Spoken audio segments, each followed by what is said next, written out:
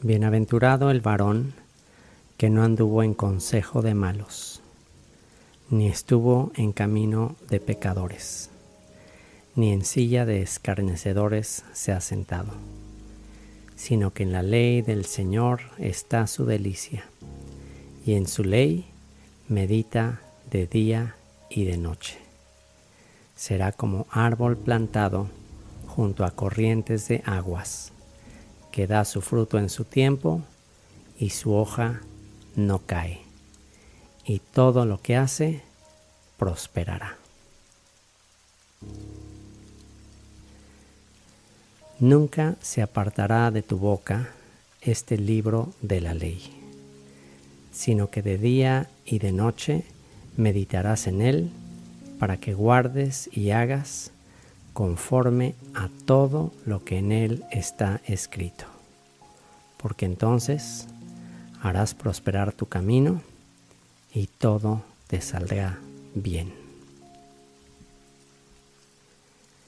Esto es, simplemente descubre la Biblia simple.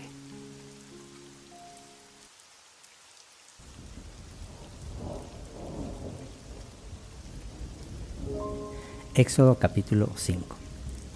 Después del encuentro con los líderes de Israel, Moisés y Aarón fueron a hablar con el faraón y le dijeron: Esto dice el Señor, Dios de Israel: deja salir a mi pueblo para que celebre un festival en mi honor en el desierto. ¿Ah, sí?, replicó el faraón. ¿Y quién es ese Señor?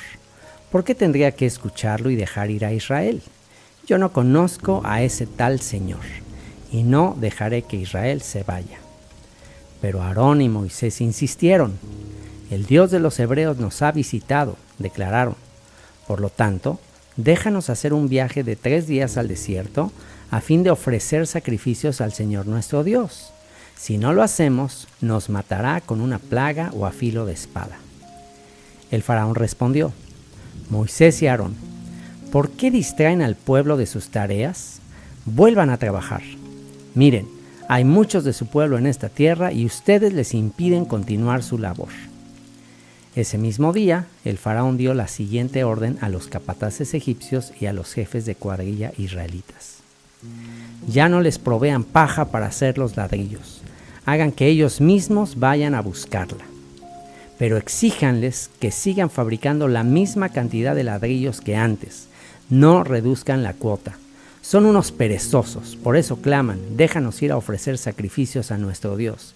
Cárguenlos con más trabajo, háganlos sudar. Así aprenderán a no dejarse llevar por mentiras. Entonces los capataces y los jefes de cuadrilla salieron a informarle al pueblo. El faraón dice lo siguiente: ya no les proporcionaré paja.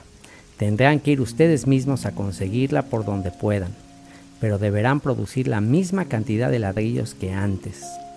Así que el pueblo se dispersó por todo Egipto en busca de hierba seca para usar como paja. Mientras tanto, los capataces egipcios no dejaban de apremiarlos.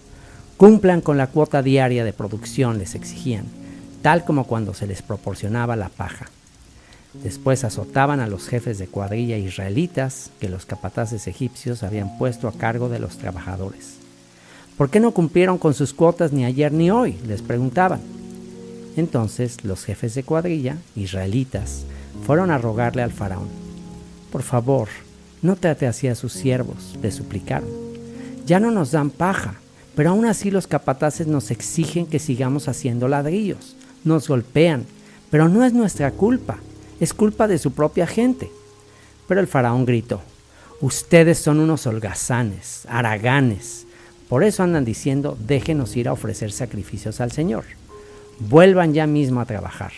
No se les dará paja, pero aún así tendrán que producir la cuota completa de ladrillos.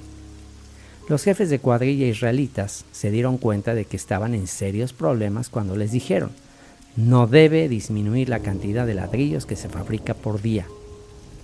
Al salir del palacio del faraón, se cruzaron con Moisés y con Aarón, quienes estaban esperándolos afuera. Los jefes de cuadrilla les dijeron: que el Señor los juzgue y los castigue por habernos hecho repugnantes a los ojos del faraón y sus funcionarios. Ustedes mismos les pusieron una espada en la mano, les dieron una excusa para que nos maten. Entonces Moisés fue ante el Señor y protestó: Señor, ¿por qué trajiste toda esta desgracia a tu propio pueblo? ¿Por qué me enviaste? Desde que me presenté ante el faraón como tu vocero, él se ha vuelto aún más brutal contra tu pueblo, y tú no has hecho nada para rescatarlos. Termina el capítulo 5. Descubrimientos para reflexionar de Éxodo capítulo 5. Descubrimiento número 1. La ingratitud y rebelión humana. Faraón comete el principal pecado contra el creador del universo, la ingratitud y sublevación. Leamos Éxodo 5:2. Y Faraón respondió: ¿Quién es el Señor para que yo oiga su voz y deje ir a Israel? Yo no conozco al Señor, ni tampoco dejaré ir a Israel. Se cierra la cita. El apóstol Pablo, en Romanos capítulo 1, versículo 18 al 23, escribió lo siguiente: Porque la ira de Dios se revela desde el cielo contra toda impiedad e injusticia de los hombres que detienen con injusticia la verdad. Porque lo que de Dios se conoce les es manifiesto, pues Dios se lo manifestó. Porque las cosas invisibles de Él, su eterno poder y deidad, se hacen claramente visibles desde la creación del mundo, siendo entendidas por medio de las cosas hechas, de modo que no tienen excusa. Pues habiendo conocido a Dios, no le glorificaron como a Dios, ni le dieron gracias, sino que se envanecieron en sus razonamientos, y su necio corazón fue entenebrecido. Profesando ser sabios, se hicieron necios, y cambiaron la gloria del Dios incorruptible en semejanza de imagen de hombre corruptible, de aves, de cuadrúpedos y de reptiles. Se cierra la cita. Faraón adoraba al sol como fuente de energía y vida, y creía ser el hijo del sol, así que no quería reconocer una deidad superior para no rendirle cuentas. Faraón decía ignorar al Dios de los hebreos, al creador de los cielos y la tierra. Esa era su excusa para desobedecerle en su orden de dejar ir a los israelitas. Negar la existencia del creador del universo con todas las evidencias de las maravillas de su creación es una ingratitud deliberada que no tiene excusa, como dijo el apóstol Pablo. Así que los ateos no tendrán excusa el día del juicio. Pero existe algo aún peor que este pecado de Faraón: la ignorancia que culpa a Dios por ello. Aquellos que se llaman a sí mismos agnósticos, que afirman que no saben si existe un creador, ya que no ha dado suficientes pruebas de su existencia. Por consiguiente, no se puede saber. Esto es aún peor, ya que aunque no niega totalmente la existencia de un creador, le echa la culpa por no dar suficientes evidencias de su existencia. Es decir, además de ingratitud y falta de reconocimiento al creador, se le responsabiliza por ello.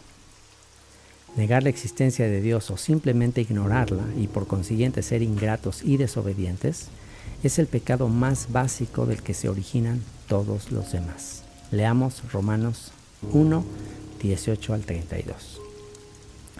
Porque la ira de Dios se revela desde el cielo contra toda impiedad e injusticia de los hombres que detienen con injusticia la verdad.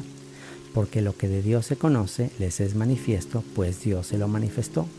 Porque las cosas invisibles de Él, su eterno poder y deidad, se hacen claramente visibles desde la creación del mundo, siendo entendidas por medio de las cosas hechas, de modo que no tienen excusa.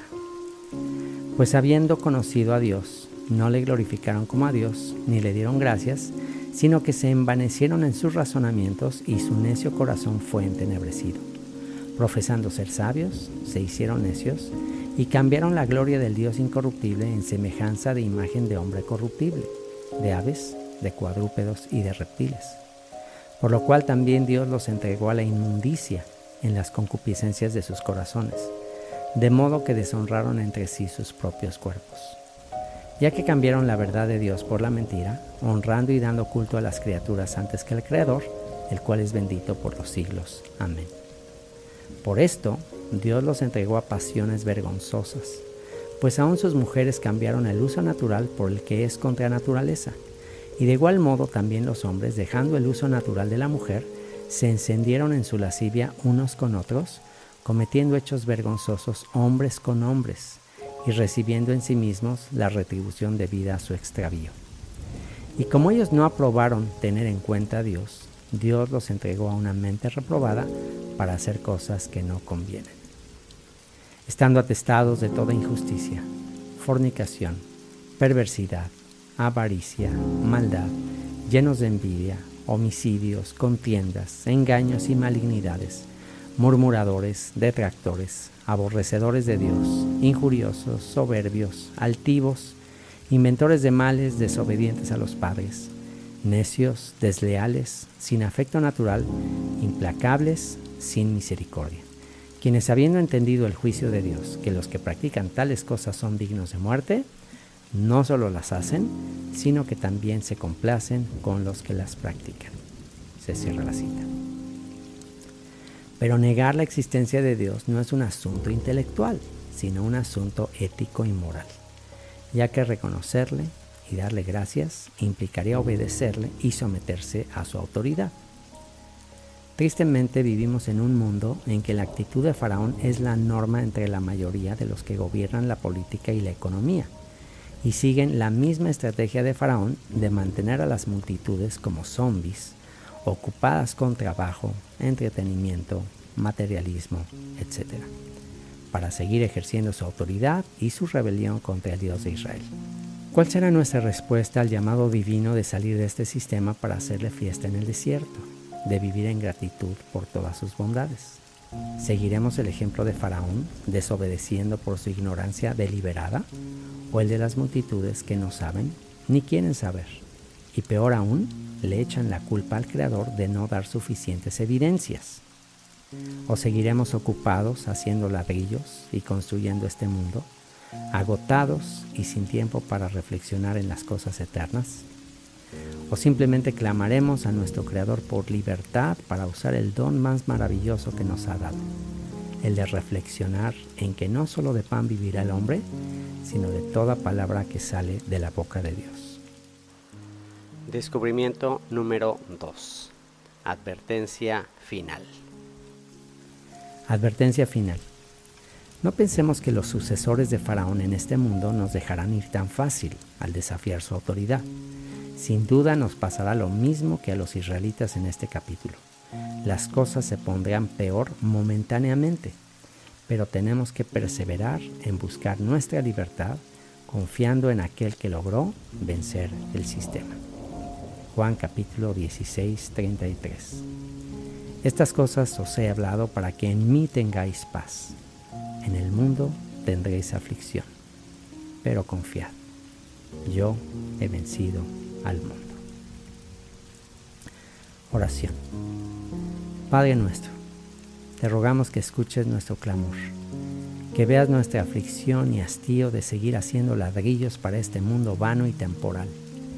Libéranos para vivir sin distracciones en una fiesta permanente de gratitud por tus obras maravillosas y sirviéndote solo a ti y a nadie más, porque solo tú nos has amado con amor eterno y nos creaste para tu gloria. Te lo pedimos en el nombre de nuestro libertador, aquel que logró vencer el mundo y nos dio ejemplo para seguir sus pisadas, nuestro Salvador Yeshua. Amén. Esto es simplemente Descubre la Biblia Simple. Si quieres escuchar toda la serie, ve a nuestra página web www.descubrelabiblia.online.